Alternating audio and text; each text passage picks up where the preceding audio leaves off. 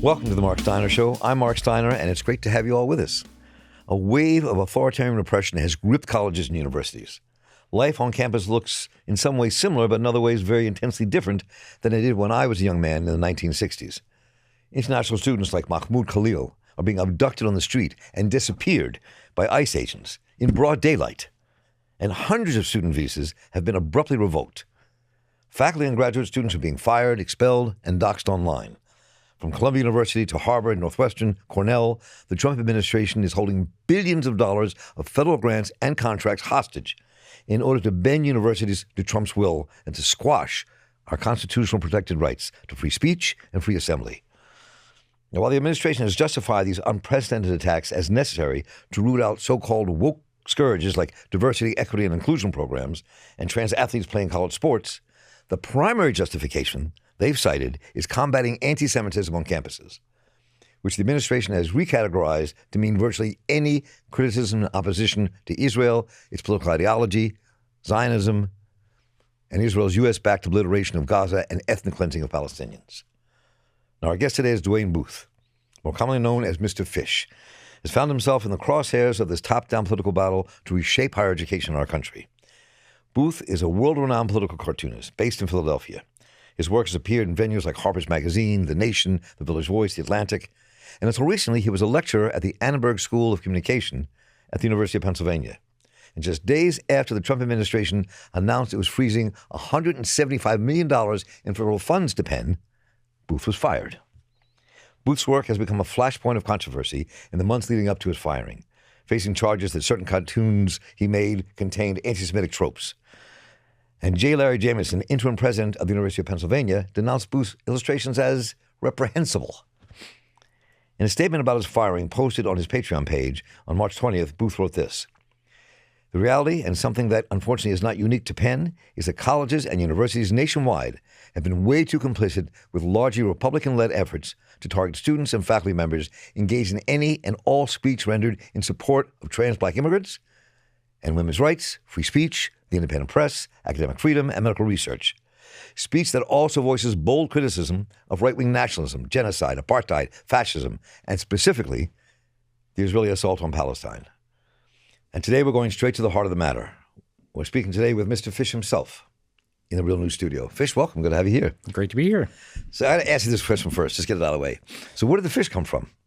Oh my gosh! Well, that's a long tale. I attempted to name my my mother had gotten my stepfather a new bird for Father's Day, and this was right after I dropped out of college and was living in the back of my parents' house, and fulfilling the dream of every parent to have their son return.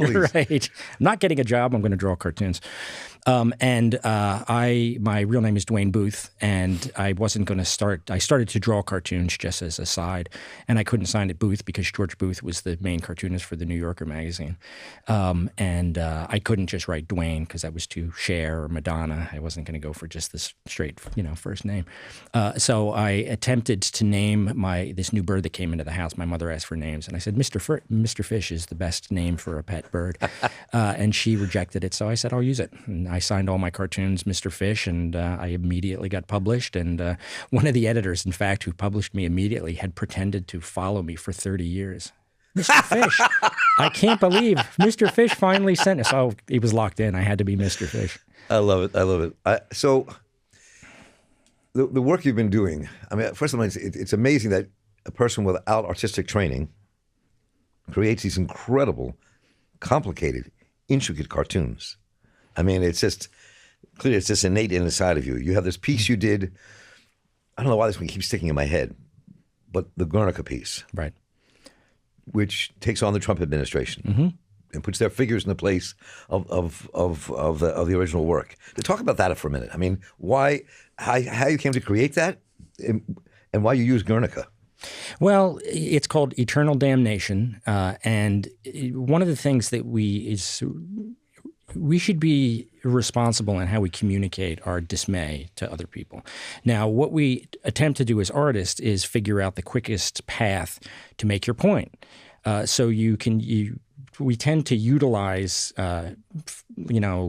various iconic images or things from history that will get the viewer to a certain emotional state, and then piggyback, the modern version on top of it, and also challenge the whole notion that these kinds of injustices have been happening over and over and over again. Because the Picasso piece is about fascism. Guess what? Guess what's happening now?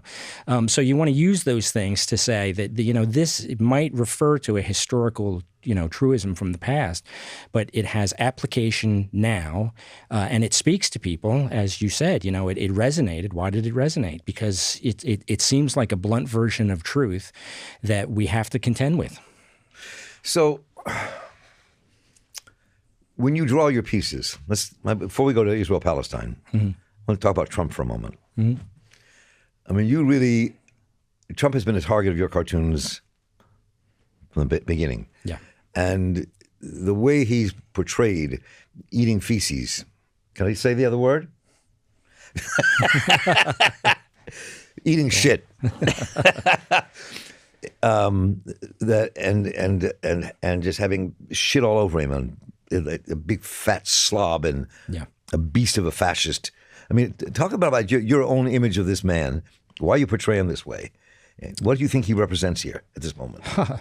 It's interesting because in many ways, what I try to do with the images, the cartoons that you're referring to, is yes, I try to make it as obscene as I possibly can, because the reality is also obscene.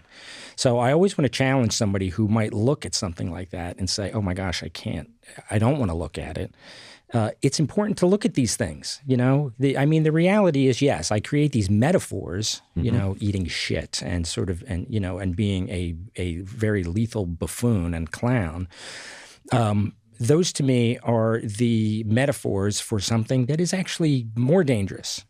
He's being enabled by a power structure and being legitimized, by these power brokers that surround him to, enact real misery in America and the rest of the world. So you don't want to treat somebody respectfully who is doing that. You want to say, this is shit. This is bullshit. This is an obscenity that we have to not shy away from and face it. And if it is that ugly, if the metaphor is that ugly, again, challenge me to say that I should be respecting this person in a different way, should be pulling my punches. No, we should be going, full-throated, dissent against this kind of person and this kind of movement, because it is an obscenity, and we have to do something about it. I mean, the way you portray what's happening in this country at this moment, in many of your cartoons and many of your works, Trump next door with Hitler, easy. The shit all over him. The Trump as a figure with his middle finger to the air. Right. All of that. I mean, so how do you when you do these things? Mm-hmm. How do you think about translating that into political action? I mean, yeah. Well, that's one of the tricks with satire. I mean, and I think that satire. I don't think people know how to read satire anymore. What stands? It's a lost art. It's a lost art. People think that Saturday Night Live is satire, and it's not. It's comedy. It's burlesque. Is what it's burlesque. It's burlesque. Correct. It's parody. Right. It's burlesque. And what it does is it allows people to address politics in a way that ends with laughter and ridicule, which the physiological reaction of when you laugh at something, you're telling your body in a way that it's going to be okay, right? We can now congregate around our disdain and minimize the monstrosity by turning Trump into a clown or a buffoon only. Then we can say we've done our work. Look at how ridiculous he is. Now we can rely on other people then to do something about it. Satire is supposed to, from my understanding through history, is supposed to have some humor in it. A lot of the humor is just speaking the blatant truth about something. Right. And it's supposed to reveal social injustices and political villainy in such a way that when you're finished with it, you're still upset. And you do want to do something about it. right? I mean, it's again, if we have to start worrying about how we are communicating our disdain about something that is deserving of disdain, it's Lenny Bruce quote, something that always has moved me and is the reason I do what I do, when he said, take away the right to say fuck and you take away the right to say fuck the government. Yes, I saw that in one of your pieces. We need that tool. So when I am addressing something that I find upsetting, I lead with my heart, because it is a visceral reaction. It's very, very upsetting. I pour that into the artwork that I'm rendering, and then I share with other people, because people are suffering. I know what suffering feels like. So the emotional component is really, really important to me. And if you notice, looking at the cartooning that I do about Trump, is those are very involved, most often fine art pieces. They're not the whimsy of a cartoon, because it's more serious than that. I want to communicate through the craft that I bring to the piece that I'm willing to spend, some of those things take me days to complete. I'm sure. This is so important to me, and you're going to see my dedication to giving a shit and wanting to do about it, something, about it.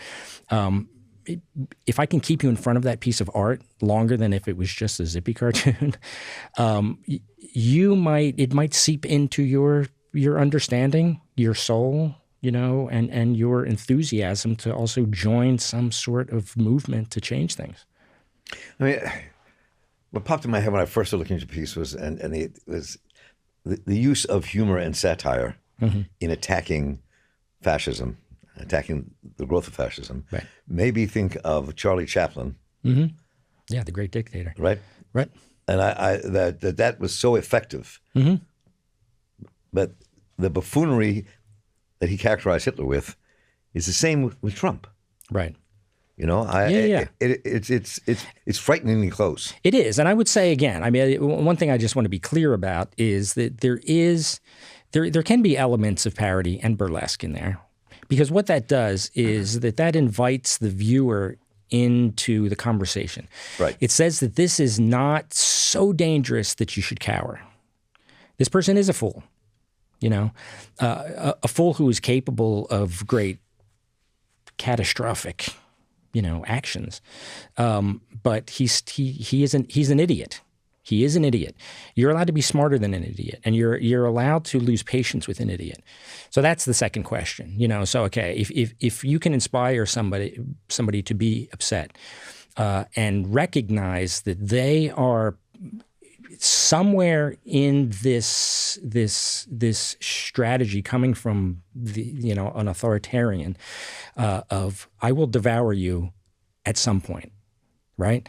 And maybe this is where, I don't know if you want to get into the college experience necessarily sure. right now, but that was one of the things that's sort of interesting about being a professor. I taught there for 11 years. And it's always been in my mind. I love teaching, but I was hired as a professional because I was a professional cartoonist. I'm actually a college dropout. And so I bring the practice of what I do into the classroom. And so one of the things that was very interesting is as the world blows up, colleges and universities are institutions of privilege. There's no way around it. There's students, yes, that might be there, with a great deal of financial aid, or they're, some part of a program that gets them in. But by and large, these are communities of privilege.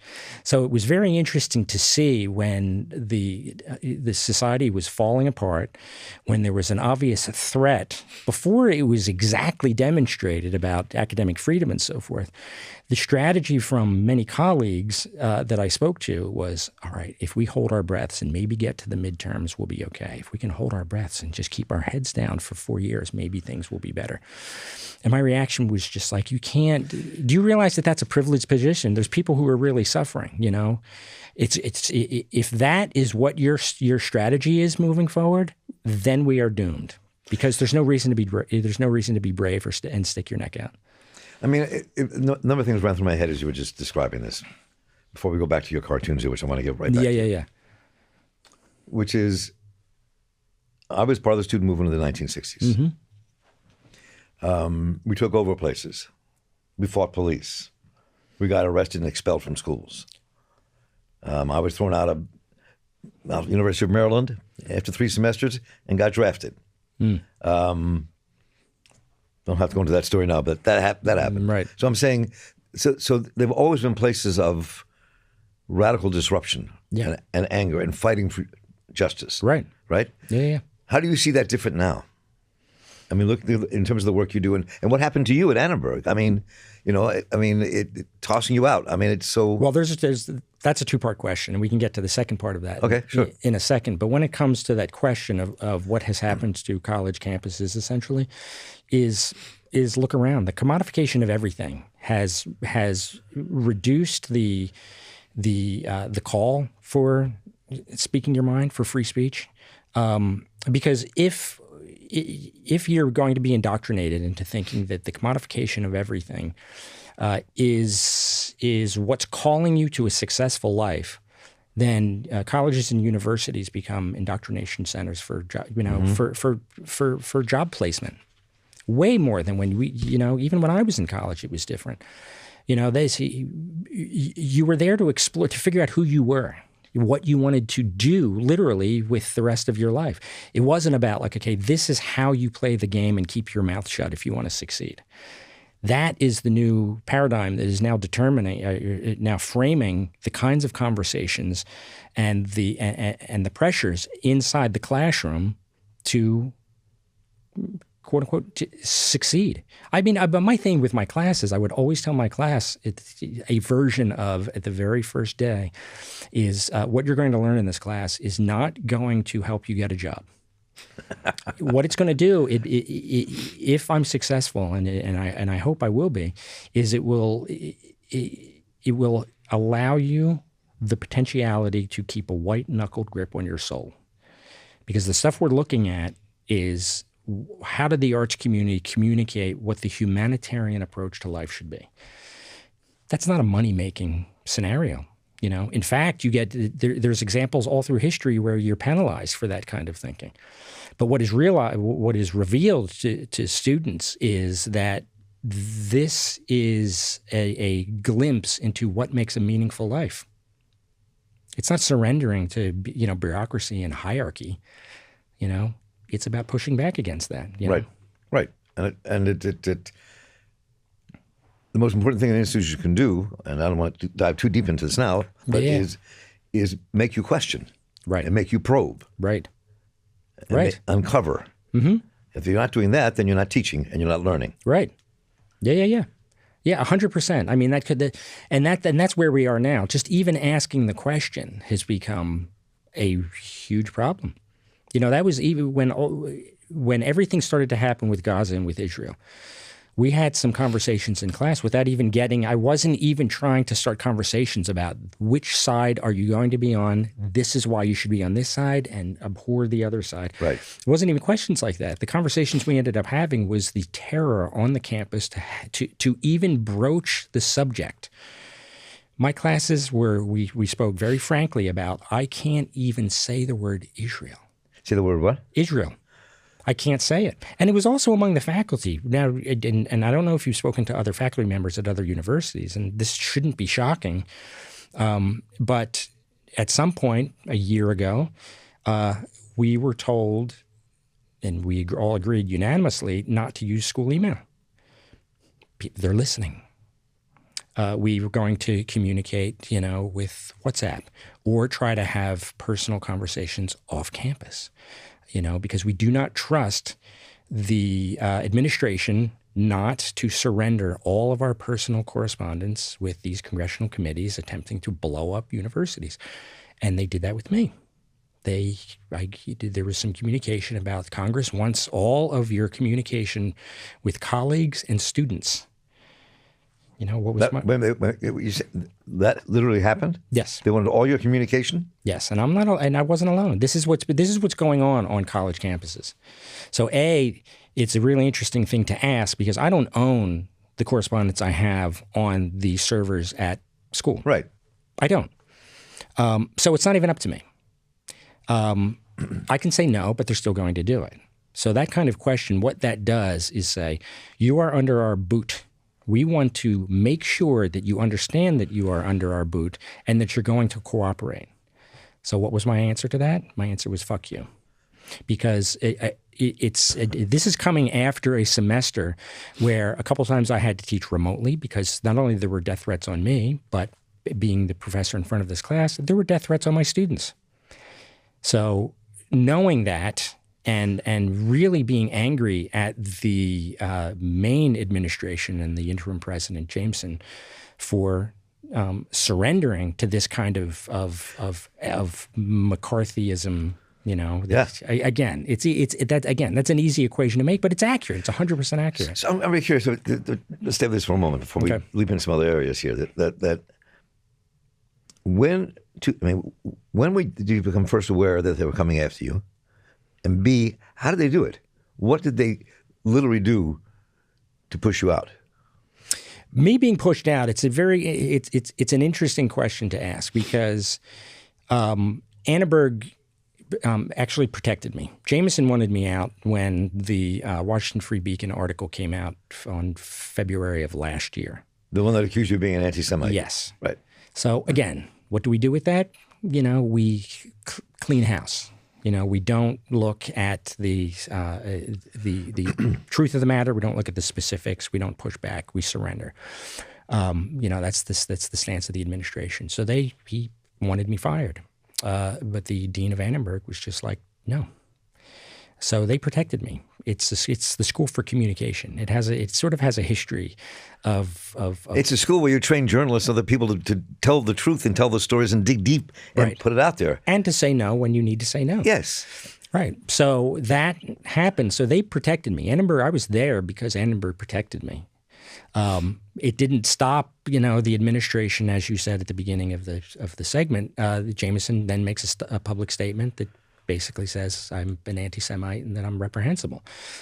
And so that went on for all of last year, not so much the beginning of this semester, because everybody was very focused on what the election was going to reveal. So I was given the opportunity to develop a new class for this coming fall. So I took off the semester, was paid to develop this new course for actually about the alternative press and the underground comics movement of the 60s and 70s. I remember it well. Very good. Yeah. And so, that's considered really the golden age for opinion journalism, which is lacking now. So I'm like, this is a great opportunity to, again, expose what our responsibility is, as a free and open society. Let's really talk about it. I even was going to start a newspaper as part of the class that students were going to contribute to. It was going to be a very big to-do. Trump won. The newspaper was the first thing to be canceled. We don't want to invite, too much attention from this new regime on the campus.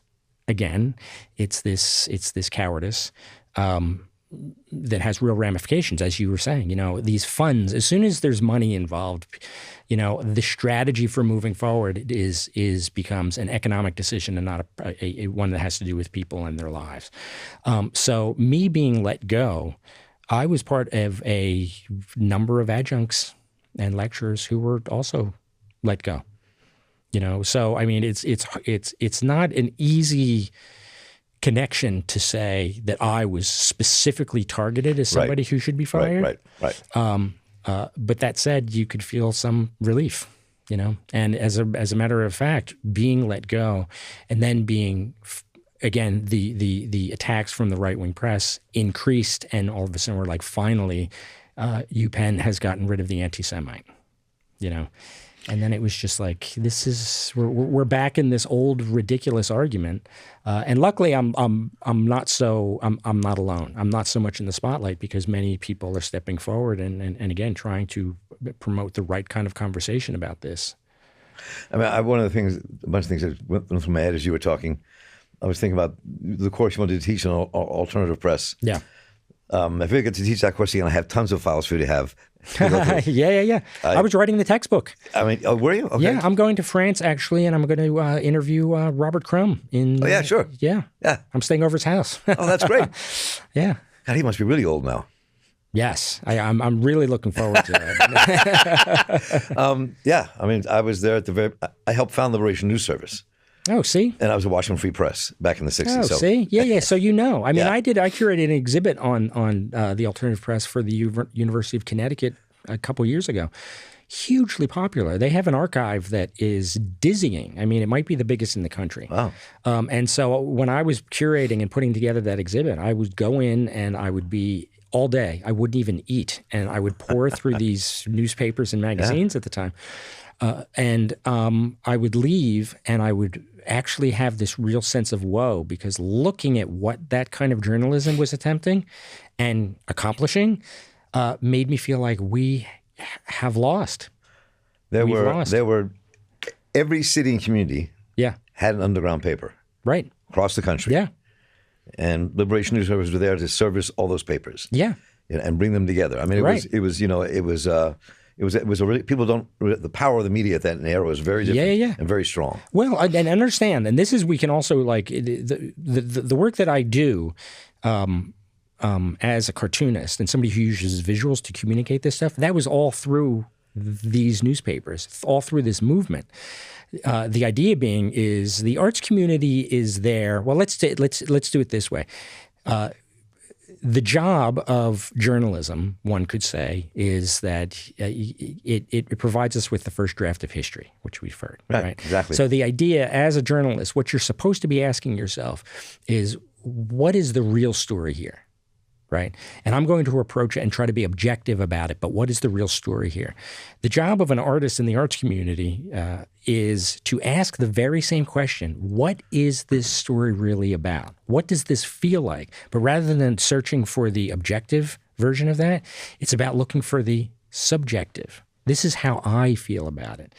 And that invites people in to share their own stories, because really we're just stories, right? Right. We're really just stories. Storytellers. Exactly. So if you can have a form of journalism that not only draws on straight journalism, but also can bring in Allen Ginsberg to write a poem that will then explore, what does it mean to be a human being? Why are we vulnerable, and why do we deserve protection? Until you have that inside of a conversation, why argue in favor of protecting, say, the people of Gaza? So let's talk a bit about that now. This is what got you fired, right? But, well, I don't. Well, again, it's part of what got you fired. It created a lot of heat for me last year. I mean, so it's a really difficult. It's a very difficult question on many levels. Mm-hmm. That being accused of being an anti-Semite or a self-hating Jew, if you criticize Israel, right, whether you use the word genocide or slaughter, whatever words you use, right, is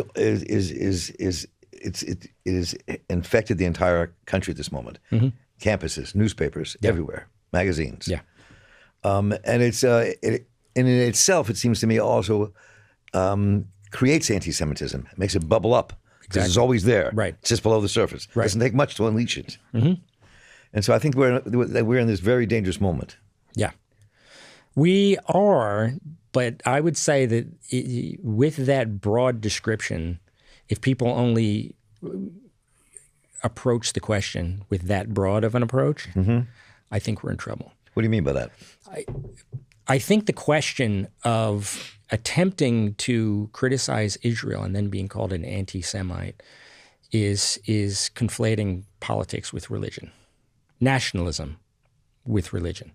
Because really, again, like, look at it. Just look at all of the conversations that people have been having. To criticize the state of Israel is criticizing the state of Israel. It has really nothing to do with criticizing Judaism at all.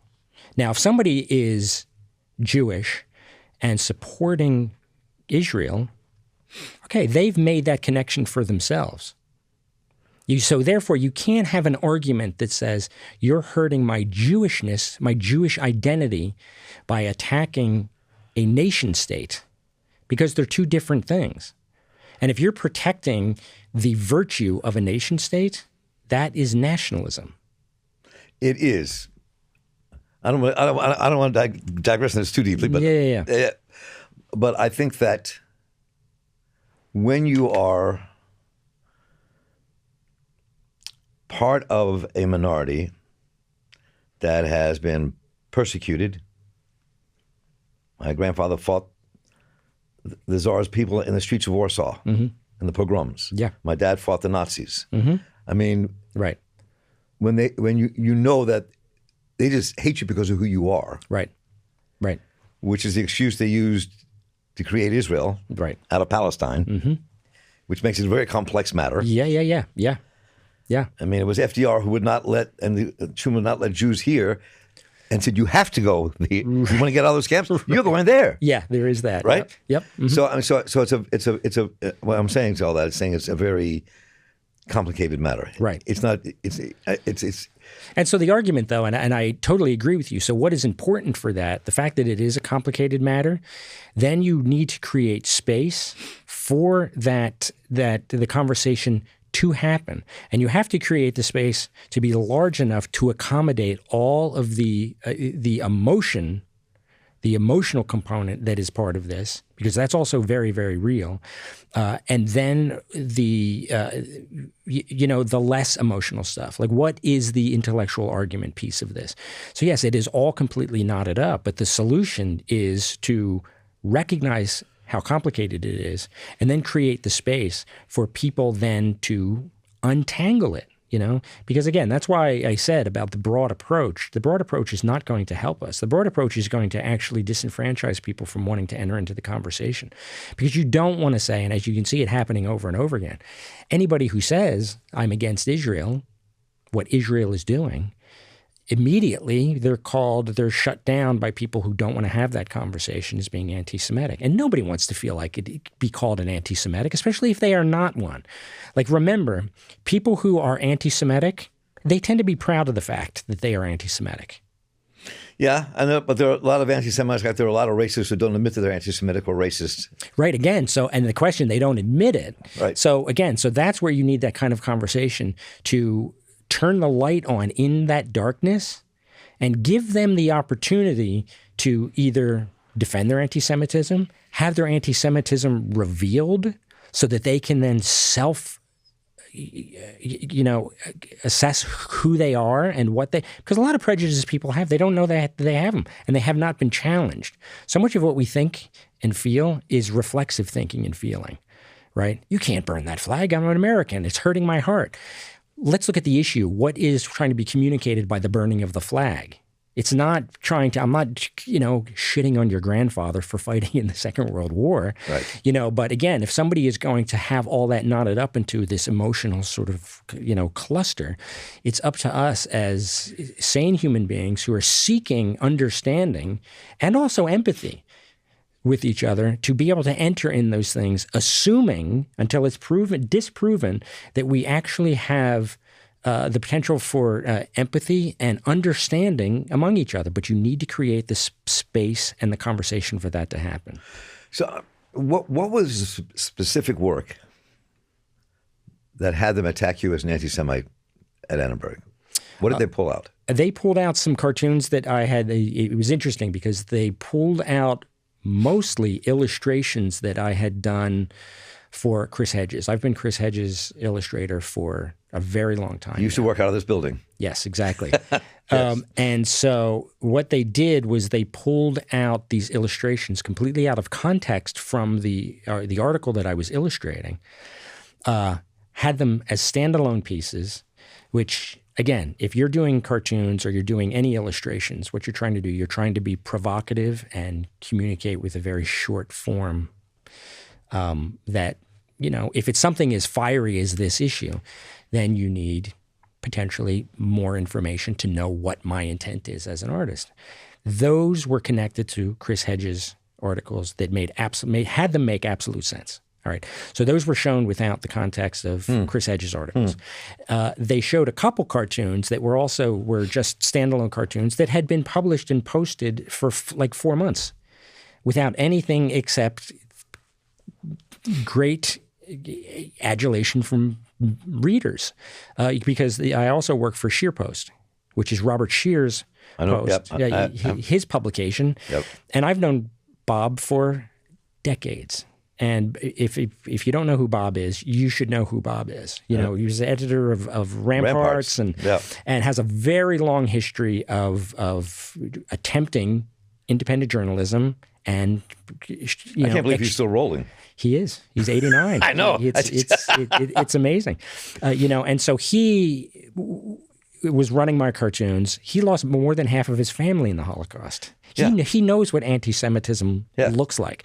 And so these cartoons that were pulled, again, I had nothing but people understanding what I was trying to say, but taken, again, out of context, shown to an audience that is looking for any excuse to call somebody an anti-Semite, which is the Washington Free Beacon, who has called everybody an anti-Semite, Obama, Bernie Sanders, just everybody, and framing the parameters of that slander, presenting it to their audience, who blew up again, then started writing me, I want to rape your wife and murder your children, I know where you live, all of those sorts of things all of a sudden come out. So that happened, and so again, there I am, and I've had hate mail. I've had death threats before. I've never been part of an institution, though, where the strategy for moving forward as being part of a community was, all right, I was told to just not say anything at first. We'll see if we can weather this. And then when the Jameson statement came out, I wrote to my dean and I said, I have to say something now. I can't sit back and just let these people frame the argument because it's not accurate. Right. So then I started to talk to the press and again started to say, we need to understand that there is intent and context for all of these things. And I cannot allow the truncation of communication to happen to the degree where people are silenced and then people are encouraged to self-censor. So I'm going to ask you a question. I've been wrestling with this question I wanted to ask you about one of your cartoons. Yeah. It's the cartoon where Netanyahu are drinking blood. It's not yet Netanyahu. I know it's is it with the dove? Yeah. Okay, yeah. Netanyahu's not in there. That's right. I'm sorry. Right. I'm sorry. No. Yeah. So the first thing that popped in my head when I saw that picture was the blood libel against the Jews by the Christians. Right. That took place. Right. My father told me stories about when he was a kid, how Christian kids across from Patterson, the other side of the park, would chase him. You drank Jesus' blood, you killed Jesus, and the major fights that they had. Right. So, yeah. So talk a bit about that. I mean, I know that's not the reaction you want us to have. No, right? No, absolutely not. Yeah. And it is interesting because I think that's probably the leading one that people, and now when all this started up again, they don't even show it. They just describe it. And they describe it so inaccurately that it just makes me crazy. You're not shocked, are you? No, but in the cartoon, it's power brokers. These guys just look like they're, power brokers from the 1950s. I like to draw that style of, and if you want to look at these guys, they look completely not Jewish, right?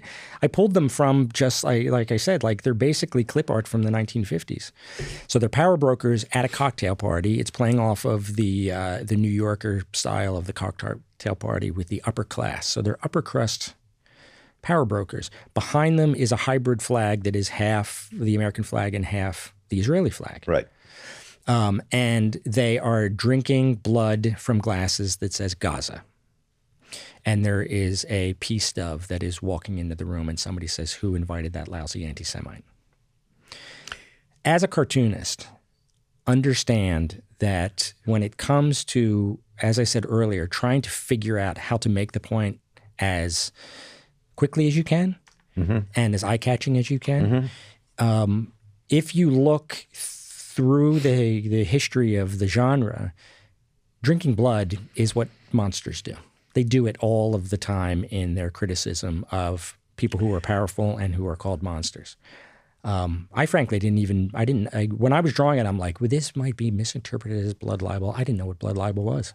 Well, I'm sure you didn't, but No. But then, yeah, and again, and it was posted for a long time, and nobody said anything about it. But then when it was called that, it became a very interesting conversation because it was just like, oh, okay, so now I can see how that would flood the interpretation of the cartoon.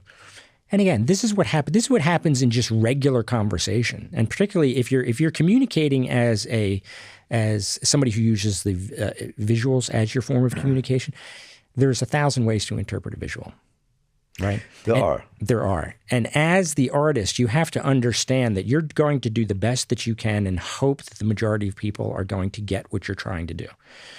Which brings us again back to that second question, or that point that I was making earlier, which is, let's have the conversation afterwards. If you understand that my intent was playing off of not a Jewish trope, but a trope of criticizing power, which I actually, out of curiosity, I went through the internet and I just all of a sudden started to assemble just through time using people who are drinking blood constantly who are evil.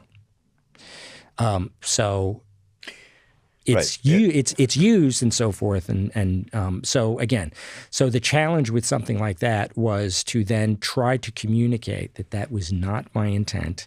I know a free speech expert, and in fact, she and I had like a really interesting conversation about it because she is such a radical. She's even more radical than I am. She wanted me to know that it was blood libel.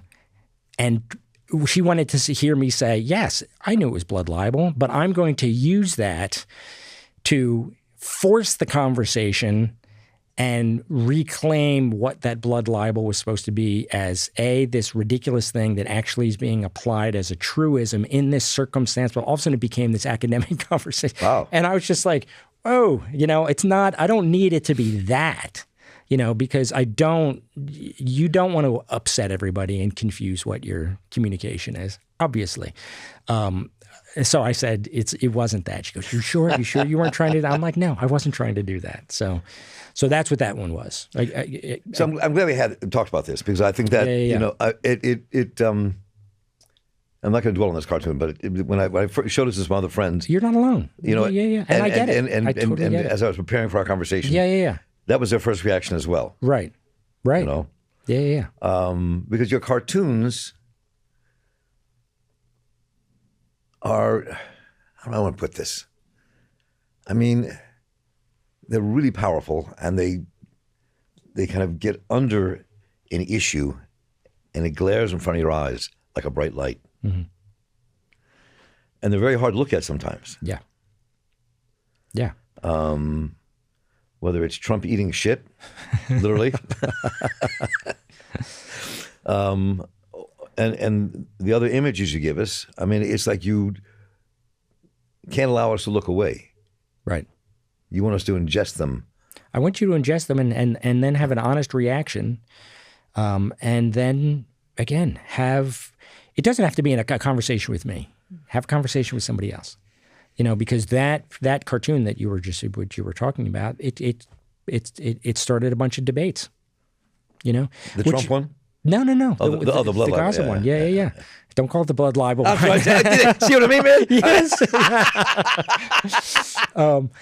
So it started what I would say is necessary debate to really get to the bottom of issues. That's really what we should be doing. We should be encouraging more and more difficult conversations because we're not. And look at where we are, I mean, people are uncomfortable to even go into the streets. You don't have to shout. You don't have to carry a sign. People are being conditioned to be uncomfortable with making a statement in the name of humanity, even though humanity is suffering in real time in front of us. Look at Gaza. For me, there's no way to frame the argument that can justify that. There's just no way. There's too many bodies. There's too many dead people. There's too many. There's too much evidence that the human suffering that is happening over there right now in front of the world needs not to be happening? It needs not to be happening. I mean, I think just popped through my head as you were saying that. A couple of things. One was the Vietnam War, where millions of Vietnamese were slaughtered. Right. North, south, all over. And we didn't call that a genocide. Right. We called it a slaughter. Right. And then I was thinking as you were speaking about, I speak at synagogues sometimes about why we as Jews have to oppose what Israel's doing to Gaza. Yeah. And I've gone to synagogues and seen those talks. That's also what I'm doing. They're very difficult talks to have. People just... Yeah. Because it's an emotional issue as much as it's a logical and political issue. Right. Right. You know? And so when I look at your work, again, it engenders conversation.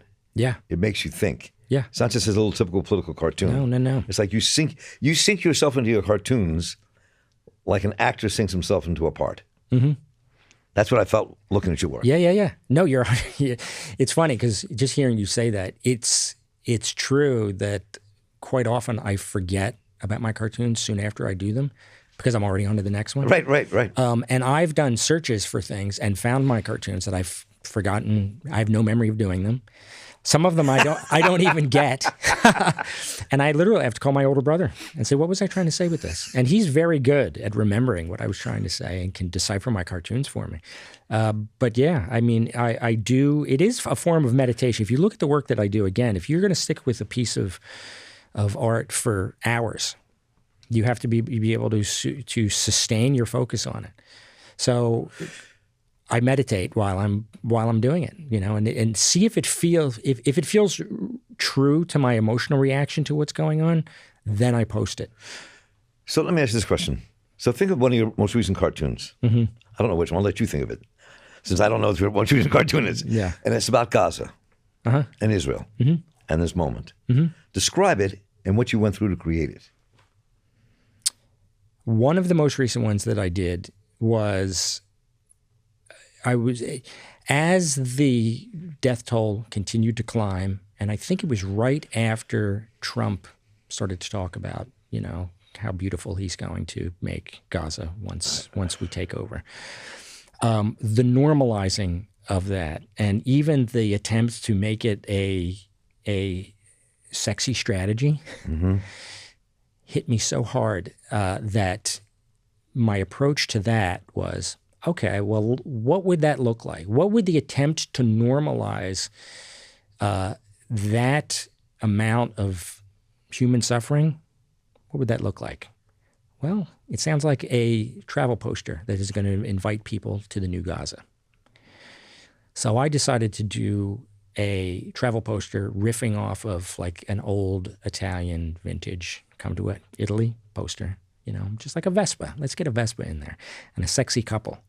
Now, I don't want to render something that has Gaza completely Trumpified already. We've seen what that looks like. That's okay satire. But let's visualize what that would look like right now moving towards that. So I have this young couple on a Vespa coming down a giant mountain of skulls heading to the beach. And out on the beach, there's some Israeli warships, and it's rendered at a glance to be very gleeful. But then you start to notice the details of it and sort of the attempt to normalize, again, a ocean of skulls that nobody's recognizing the fact that these are a slaughtered population. And so that's what I thought. And so, again, sometimes what you want to do is you want to say, all right, this is an ugly truth that's being promoted as something that is beautiful. I'm going to show you what that looks like as something that's been beautified. And the reaction, of course, is just like, oh my God, this hits harder than if I showed the gore. In the same way that just you go back to Jonathan Swift, Modest Proposal, right? I mean, he published that anonymously. Yes. And he also, it's very interesting because it's, about what do we do with the poor, bedraggled Irish people. We make them refuse for, the needs of the British. We'll we'll cook the children, kill some of the grown-ups, make belts, make wallets, all of these things to feed the gentry of the British. What's very interesting about that is he sustained the irony of that all the way through. You don't have the sense he did not turn it into parody or burlesque or wild craziness. He presented it as a solution to the problem. Now, if you look at that, it actually makes business sense. It would actually solve the problem. Minus all the horror of killing babies and killing a bunch of people, it makes good business sense. Now, if you look at that and you see that as a parallel to what is justified by big business and corporations now, it happens every single day. It's been completely normalized. Look what's going on with the environment. Look at the Rust Belt across this country. All of that stuff is rendered in service of profit and economics, the same way the modest proposal was. And people have been conditioned to just see it as normal and ignore the human suffering. So two questions. I'm curious. The first one is, where's that latest cartoon published?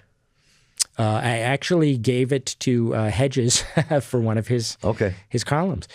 And then I posted it, and people wanted prints. I've sold prints of it, and it was also in the paper that comes out of Washington that Ralph Nader does.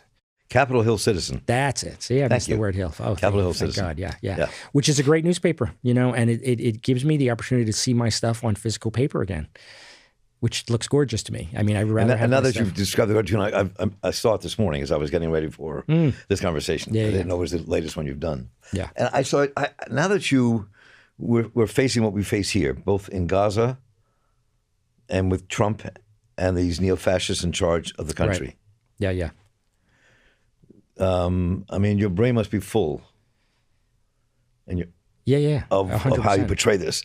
I just want you to talk a bit about, both creatively and substantively, how you approach this. I mean, how you approach this moment when we are literally facing down a neo-fascist power taking over our country and about to destroy our democracy. Yeah. People think that's hyperbole, you're being crazy, but we're not. No, it's happening. And if you, as I was, a civil rights worker in the South, you saw what it was like to live under tyranny, under an authoritarian dictatorship, if you were not white. Right.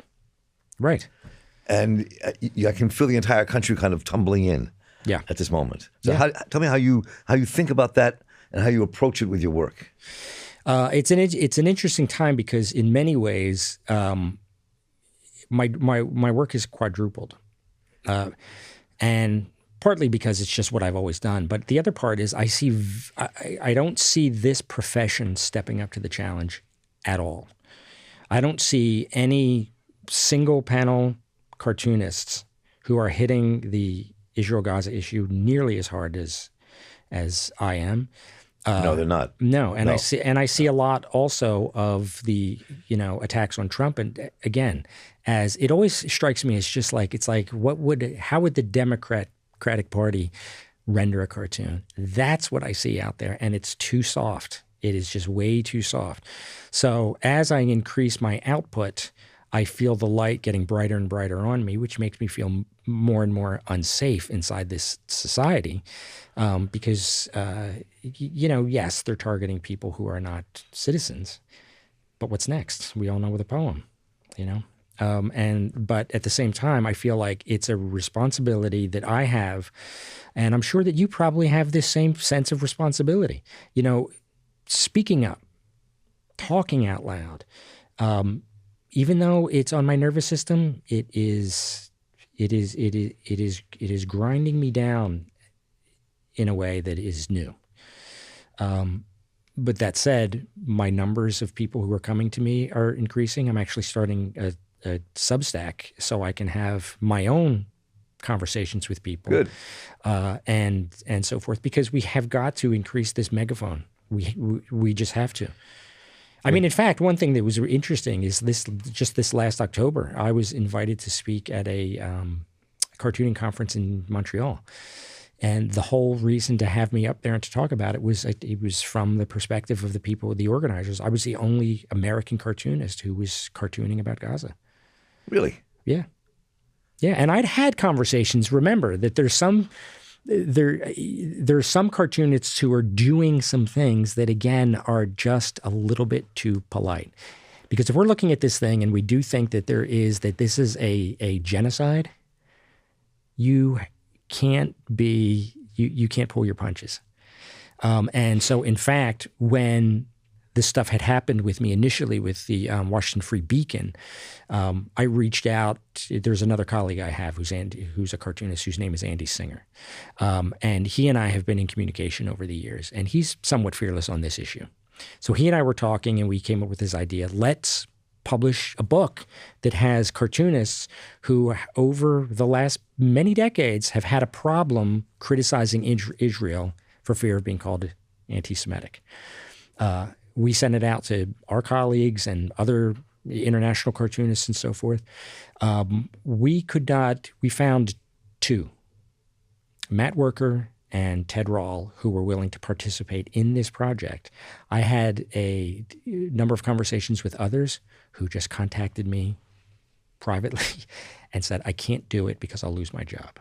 I can't do it because I'll be targeted and I'm too afraid. I can't get close to this subject. My editor won't let me do it, so I can't do it. International cartoonists, different idea, a whole different approach. Sending me stuff. I can tell my story. I've been jailed. I've been beaten up for this kind of work. And so it became a very interesting thing. Again, the United States is, by and large, it's an extremely privileged society. And yet, when it comes to issues like this, it demonstrates the most cowardice. Because we've been made to be way too sensitive about our own discomfort to advance the cause of humanity, justice, love, all of those things, right? Because we've seen that there is a penalty for doing that. And we do not want to give up certain creature comforts. We don't want to be called something that we are not. And we need to be uncomfortable. In many ways, we have to break soft rules. We have to chain ourselves to fences and then make it an inconvenience to be pulled from those fences. Dwayne, this has been a fascinating conversation. I appreciate you being here today and for all the work that you do. And I think that we're at this moment where the reason that many of us are part of Jewish Voices for Peace and other organizations is to say those voices are critical in saying this is wrong and has to end now. Yeah. And I appreciate the power of the work you do. It's just amazing. And we encourage everybody, we'll be linking to your work so people can see it and kind of consume it. And I hope we have that conversation together in the future. Thanks. I agree. Thanks a lot, Mark. Good to have you sliding through Baltimore. Thank you. Once again, let me thank Dwayne Booth, also known as Mr. Fish, for joining us today here for this powerful and honest conversation. We will link to his work when we post this episode, so you want to check that out. And thanks to David Hebden for running the program today, audio editor Alina Nellick for working her magic, Rosette Sawali for producing the Marc Steiner Show, and the tireless Kelly Rivara for making it all work behind the scenes, and everyone here at The Real News for making this show possible. So please, let me know what you thought about what you heard today, what you'd like us to cover. Just write to me at mss@therealnews.com, and I'll get right back to you. So for the crew here at The Real News, I'm Marc Steiner. Stay involved, keep listening, and take care.